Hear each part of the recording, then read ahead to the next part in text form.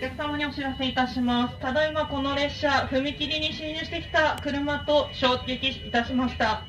現在この列車の前方に衝撃した車が停車しております。なお車両も故障している可能性がありますため、これより安全確認また車両の点検を行います。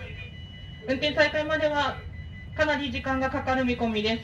本日はご視聴遅れまして申し訳ございません。詳しい情報入り次第また放送にてご案内いたします。